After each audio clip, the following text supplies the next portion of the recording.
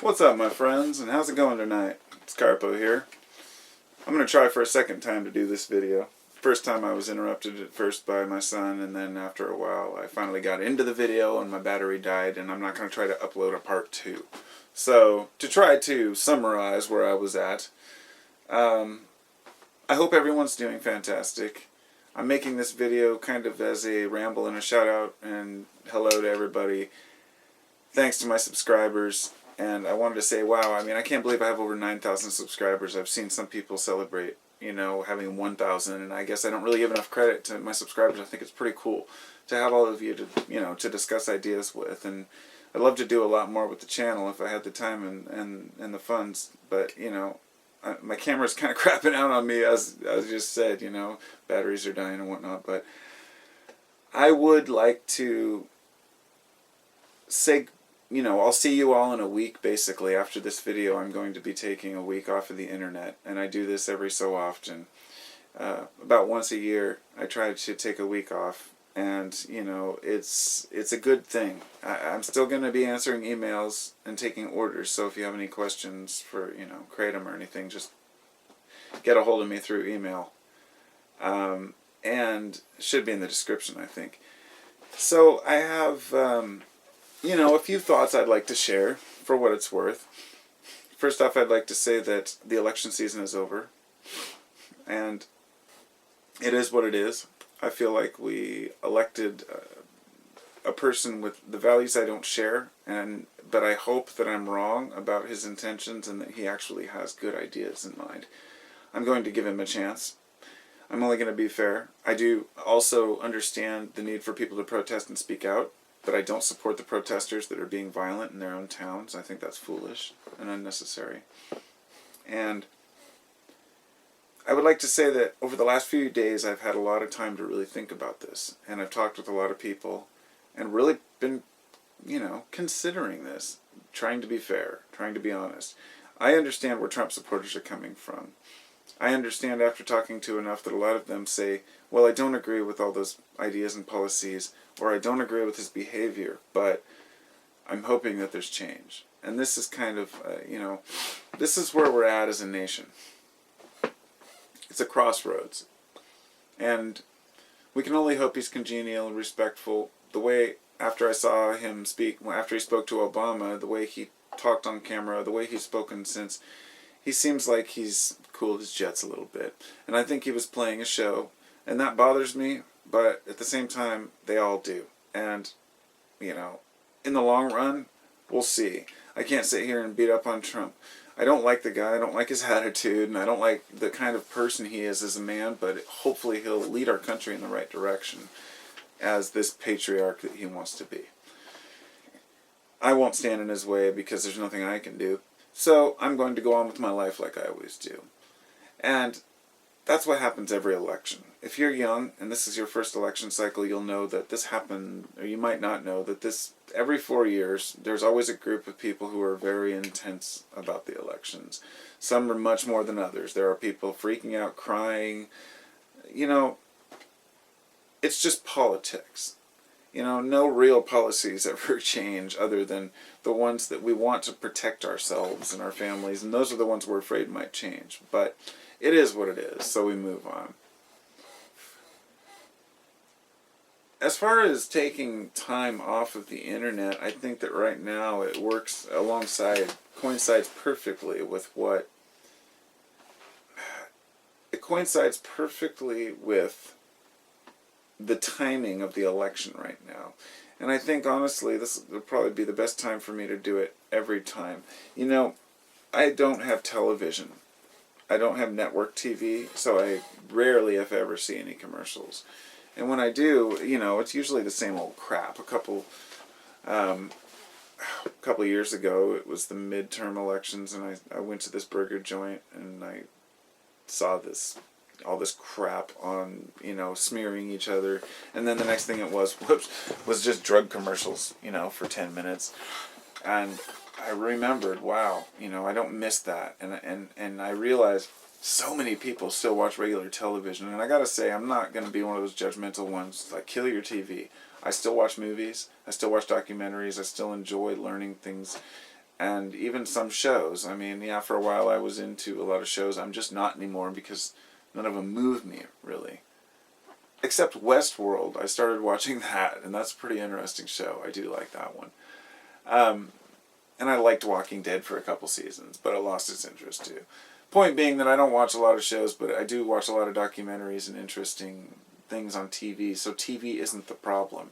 It's network television. And if you have network television, that's fine, so be it. But I just want to say, if you have kids and you leave the TV going in the background, those commercials are just mind-warping. I mean, we were kids once, and you remember when we were kids. And if you're my age, then, you know, when we were growing up in the 80s, you know, they just slammed that stuff into our heads. G.I. Joe and He-Man, and, you know, they wanted us to watch the Smurfs. You know, I mean, they knew how to get kids lassoed into the products well before then. You know, in the 50s and 60s it became huge, and today it's no different. They're just smoother about it, you know.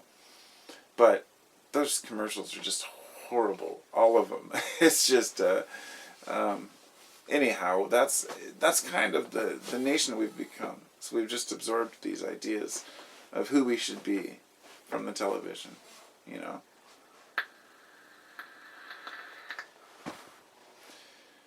The skinny wife, the buff manly husband, the white picket fence, the dog, the nuclear family with 2 children, perhaps a son and a daughter, and the idea of this American dream. It's always been an ideal, and it's one that's been pushed on us from the beginning. From those who want to create an illusion that all Americans can live that dream. And all Americans can live the dream if your dream isn't so big that you have to have more and keep up with the Joneses.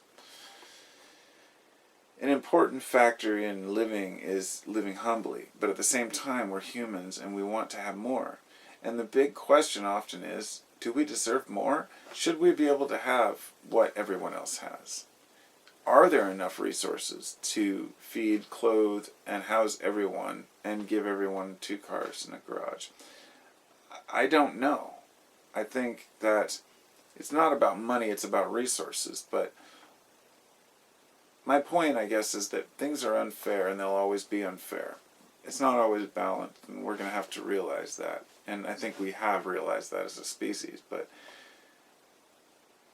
I was talking to my mom earlier, and I said, you know, picture all the people in Congress sitting around with loincloths and clubs as cavemen, per se. You know, the cliché caveman. And take away the structure that they're standing under. Take away the roads that got them there. And they're no different than any other species of ancient man or ape. We have not come that far. What sets us apart is language, and this language, which brings us together, also divides us. It divides us by allowing to put each other down and to make each other feel guilty about what color or religion we are. Now, I've come a long way in my thinking in life. I'm not going to say that I have one up on anyone else. I speak with many conservatives, or people who would consider themselves conservatives, who have very good points about wanting to protect their family first, and wanting to feed themselves, and wanting to protect their country for future generations. But I also don't understand where a lot of them are coming from when we relate it to what's going on in the bigger picture of the world. When we try to analyze what others are going through and having empathy for the symbolic starving African child. And if you grew up in the 80s, you would see all those commercials all the time. Sally Struthers became, I believe, the spokesman for those. It was like a 5-minute infomercial about starving kids with flies all over them and skinny, and you felt guilty, and you wanted to give them money, you wanted to help. And then you wondered if the charities were legitimate. and you find out that they're only giving like 10%, if that, of the proceeds to the Africans, and the rest of it goes in the pockets of fat cats. And then we as humans feel ripped off. We feel like we've been lied to. We feel corrupted. Then we start to distrust everyone around us. Then we distrust government. Then nobody wants to go into government who's a good person or try to change anything, because when they do, they get converted to the dark side. And then everyone's wearing a Darth Vader helmet in the eyes of the people. And then we get to a point where we've been hiding our suspicions about our own government and our own people for a long time. Then we go through the 60s, the civil rights and the women's lib movement, and we see that a lot of people weren't willing to accept those changes. But we were forced by PC attitudes to push them down and cover them up. And they never went away. It's just that the current election allowed many of them to flourish and fester, as I like to say.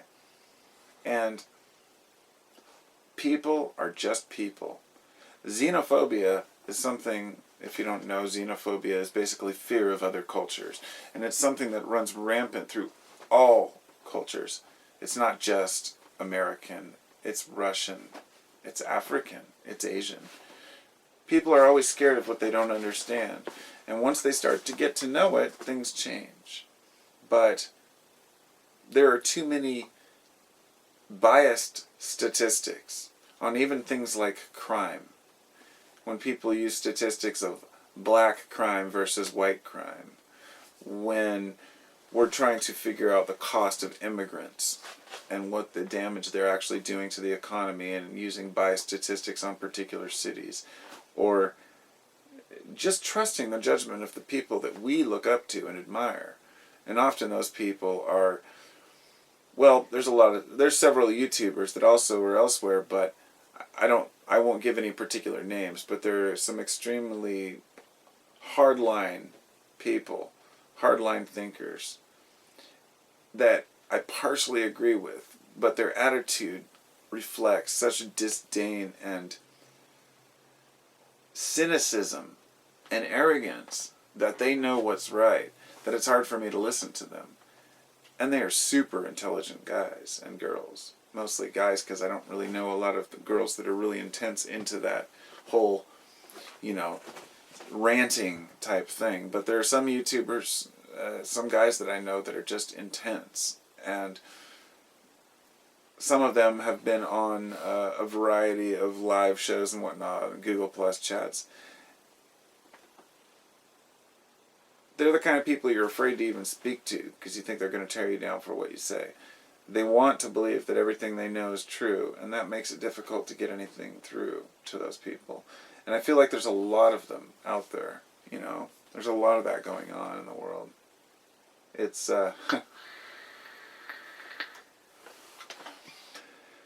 maybe if I really think about it, it's something that maybe I admire and envy in a way. Almost like I envy religion and those who are religious for finding something that they can believe in, that they can convince themselves is true. Because while I can't believe in a specific God that can be written in a book or explained, I can believe in a higher power. But this higher power to me is everything. It's all-encompassing. I dare not try to define it. I call it the all, capital A. It is everything. It is the nothing. It is the void and the matter. And it seems to pulse with intelligence to me.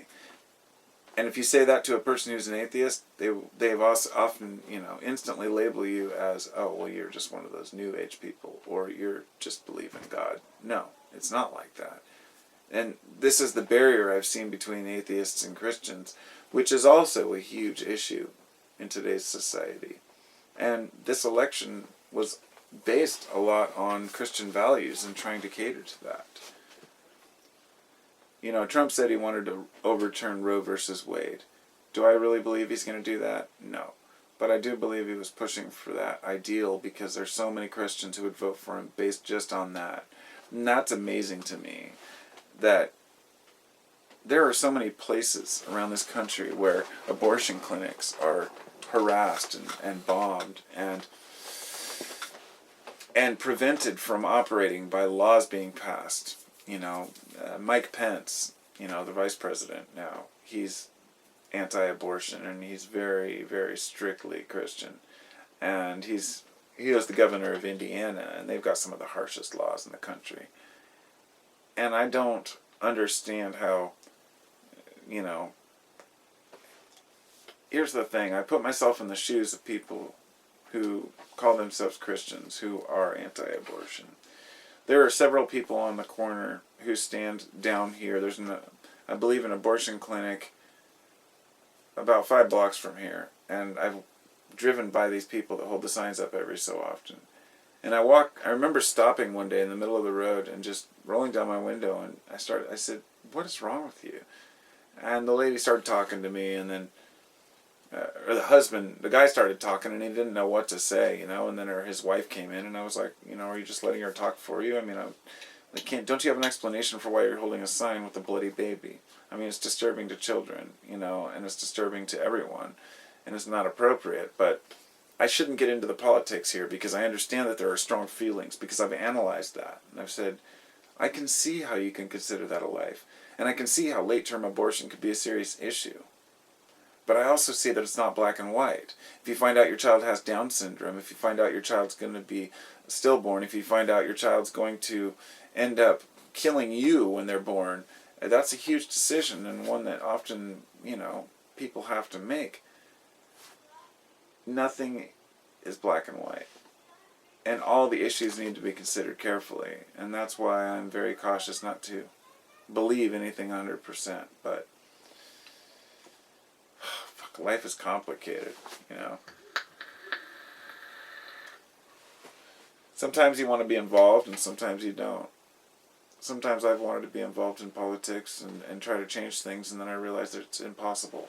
It seems impossible. And then there's people that would say, hey, nothing's impossible. You can do anything. I say, well, if that's true, then where are the changes? Where are the people that care? And then people could point out many heroes, many folks who have tried to change things.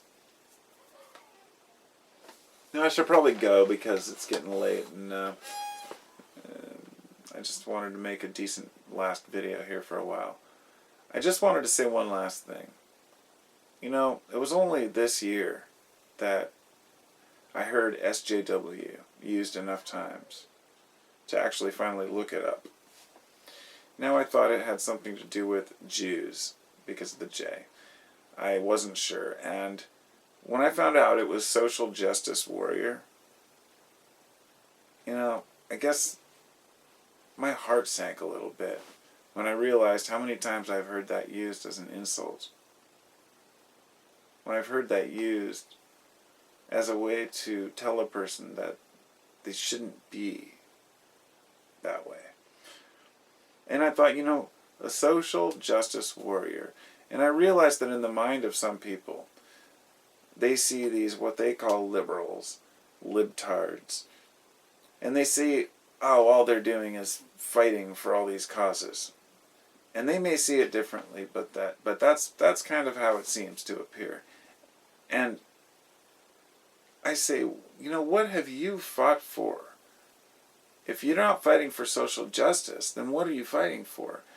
I see that often this means that the hidden meaning of SJW as an insult basically means, you're just trying to protect minorities and women.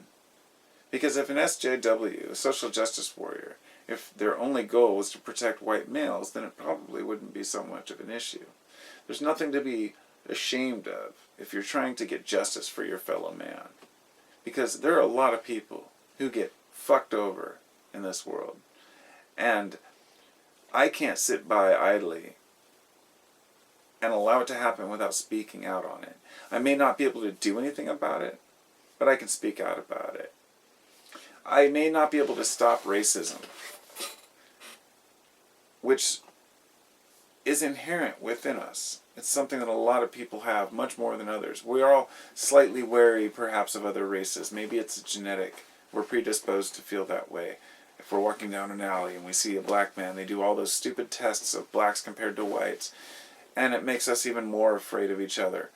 And the truth is that it's okay for us to be different and still respect each other and treat each other with respect. But we're all humans, and we're all just trying to get along. We're all just trying to get this world together so we can live our lives as best we can. And the more time that we waste fighting about which race did what, and trying to separate ourselves further, the worse it's going to be for all of us in the long run.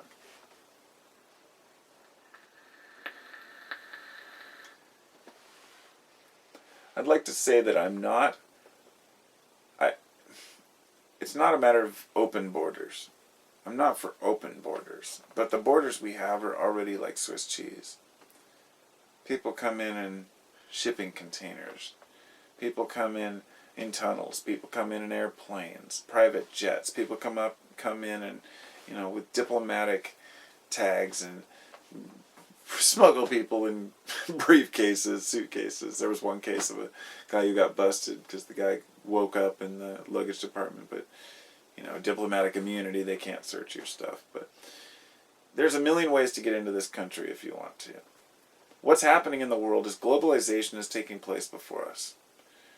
Whether we like it or not, the rest of the world is moving forward. We are hanging on to the old customs as long as we can, but companies like Malaysia are miles ahead of us. They may be overproducing in some ways, but countries that have expanded by creating new forms of, using new forms of energy, using solar, using wind, using wave energy, trying their best to work with the environment and rooftop gardens, and we're trying too. But we already had our infrastructure. When we came to power as this country, we were too far ahead of our time, and we built too much too fast. And we didn't know how to build it properly. And now we're trying to correct that by doing suburbs properly and having housing limiting in areas. But, so we are trying as a species. We're trying as a nation. And I think that we're trying as a planet. And I hope to see things get better for everyone. But who knows? Things sometimes have to get worse before they can get better. So, namaste, everybody. And I'll see you in a week or so.